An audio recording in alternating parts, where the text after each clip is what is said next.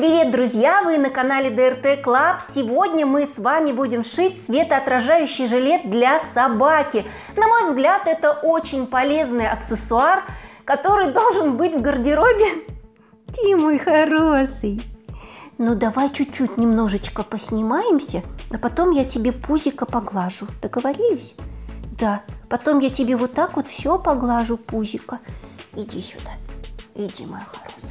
Иди, моя котечка. Иди, моя собачечка. Ну, в общем, еще раз всем здравствуйте. И я повторюсь, что сегодня у нас будет мастер-класс по пошиву светоотражающего жилета для собаки. Это очень полезный аксессуар. И такой жилетик обеспечит безопасность вашего питомца при выгуле в темное время суток. А днем ваш питомец в таком жилетике будет виден издалека. Ну а если вы отправляетесь со своим питомцем на горнолыжный курорт, то яркий цветной жилет также сделает его заметным и обезопасит от возможного случайного столкновения с лыжником или сноубордистом.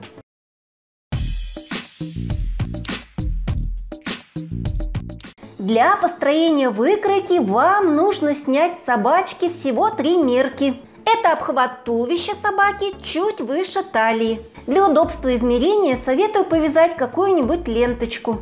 Длина от ошейника и до этой ленточки и сам обхват шеи. Выкройку светоотражающего жилета вы, как всегда, найдете на нашем блоге drtclub.ru. Ссылочку я оставлю в описании к этому ролику. Ну что это за недоразумение, а? Ну что это за собака у меня такая, барабака? Ну вот как это, что это? Ну что это за неваляшка, а? Что это? Ну, котик, вон, посмотри, скажи всем привет. Всем привет. Вот такая я собака-неваляха. Ну ты мой сладкий. У меня получилась вот такая выкройка. Примеряю ее на Джека, по-моему, сидит отлично.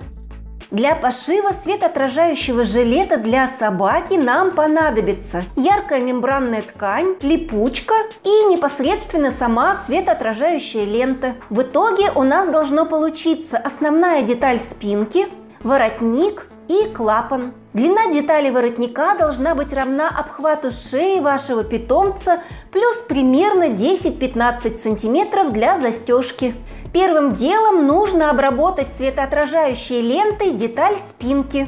Делать это будем по всему периметру спинки, кроме шеи. Одну половину ленты подкладываем вниз, загибаем. И вот таким образом будем сразу все пришивать. Если же вы хотите добавить светоотражающие детали на спинку, то сначала нужно пришить именно их, а уже потом делать отделочную ленту по всему периметру жилета.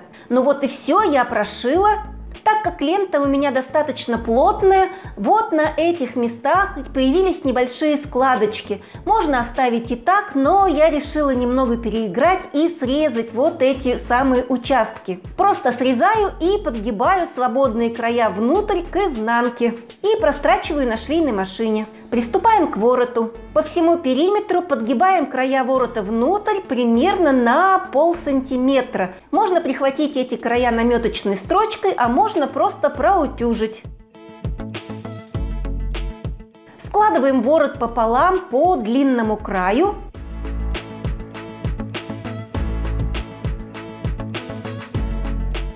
И вкладываем в него непосредственно саму деталь грудки вот таким образом.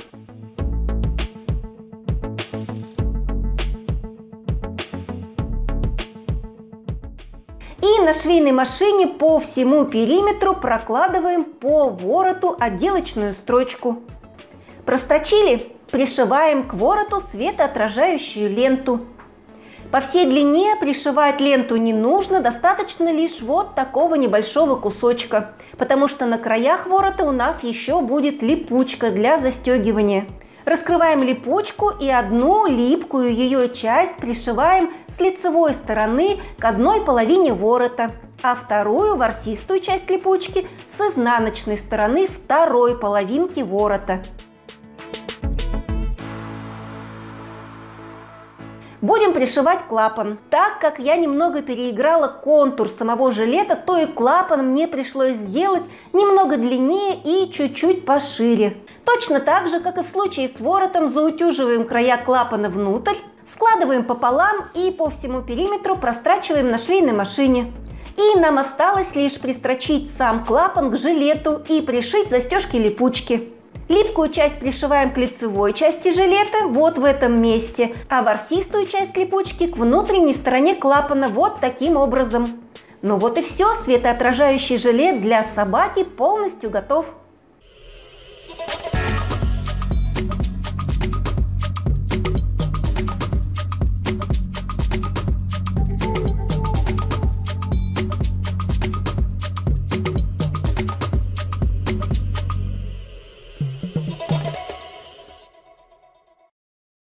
Тима хороший, ну беги, беги, все, все.